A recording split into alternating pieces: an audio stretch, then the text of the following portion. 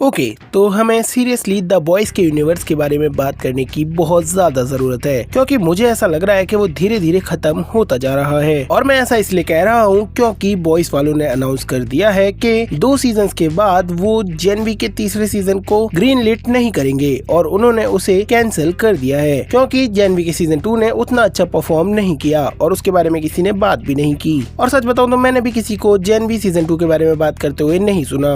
हाँ, लेकिन बॉयज वालों का ये कहना जरूर है कि जेनवी के जो कैरेक्टर्स थे, यानी कि मरी मरो और बाकी के कैरेक्टर्स, वो हमें आने वाले फ्यूचर में देखने को जरूर से मिलेंगे। और एक बात जो अपने आप में मजाक है वो ये है कि ये लोग इसे द वॉल्ट सिनेमैटिक यूनिवर्स का नाम दे रहे हैं भाई। और ऐसा इसलिए है क्योंकि एक और स्पिन ऑफ आने वाला है द बॉयज का, जिसका नाम है वॉल्ट राइजिंग, जिसमें हमें हमारे टर्की सोल्जर बॉय और स्टॉर्म फ्रंट की बैक स्टोरी देखने को मिलेगी। ये एक मर्डर मिस्ट्री होने वाला है और तुम्हें पता है कि मर्डर किसने किया होगा एट द एंड। और ये ज्यादा दूर नहीं है, ये 2027 में ही हमें देखने को मिलेगा। और सच बताऊं तो भाई मैं इसके लिए काफी ज्यादा एक्साइटेड हूँ, क्योंकि सोल्जर भाई ने जितने ज्यादा कांड किए हैं, ऐसी लाइफ तो हर कोई अपने लिए चाहेगा। बस सोल्जर बॉय ने एक ही काम गलत किया है, मेरी प्यारी फायर क्रैकर को बजाकर। She is my favourite. अब देखो सच बताऊं तो ये जो VCU यानी कि वॉल्ट सिनेमैटिक यूनिवर्स है, मुझे नहीं लगता कि ये लंबा टिकेगा। और मैं ऐसा इसलिए कह रहा हूँ क्योंकि द बॉयज के व्यूअर्स को बॉयज के अलावा उनके किसी भी प्रोजेक्ट के बारे में कुछ नहीं पड़ी है भाई। और बॉयज के बारे में भी इसलिए पड़ी है क्योंकि वो उससे जुड़े हुए हैं। और बॉयज का भी सीजन 4 मिड था और सीजन 5 में इतने सारे फिलर एपिसोड्स हैं कि क्या ही बताऊं। मतलब अगर इस सीरीज को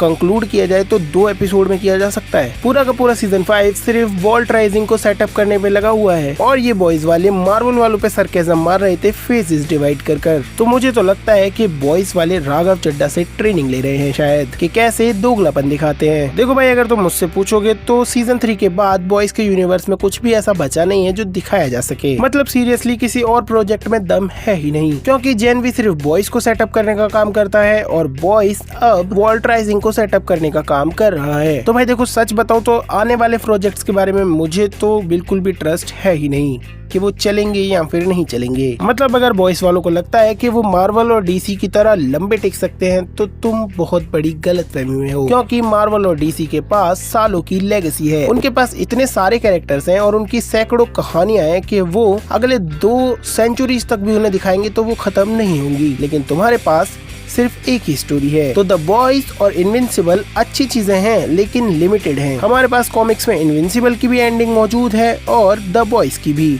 और ये लोग उसमें उससे ज्यादा कुछ कर भी नहीं सकते। बाकी अगर फिर भी द बॉयज वाले हमें ऐसे ही ठुकम पिटाई दिखाते रहेंगे तो किसको प्रॉब्लम है, मैं तो देखता रहूंगा भाई। बॉयज वालों, मैं देता हूँ तुम्हें आइडिया, तुम बनाओ फायर क्रैकर के ऊपर एक खतरनाक सा शो और उसमें उसे बना दो तगड़ी सी, मतलब समझो तुम एकदम कतई मैनाइजर। लिटरली बता रहा हूँ, कोई देखे ना देखे भाई, मैं जरूर से देखूंगा और अप्रिशिएट भी करूंगा। खैर that's it for this video. बाकी तुम क्या सोचते हो, क्या बॉयज आगे बढ़ना चाहिए या फिर नहीं? अब अगर तुम्हें ये वीडियो पसंद आया तो लाइक करो और अगर मैं पसंद आया तो सब्सक्राइब करो। मिलते हैं अगले वीडियो के अंदर।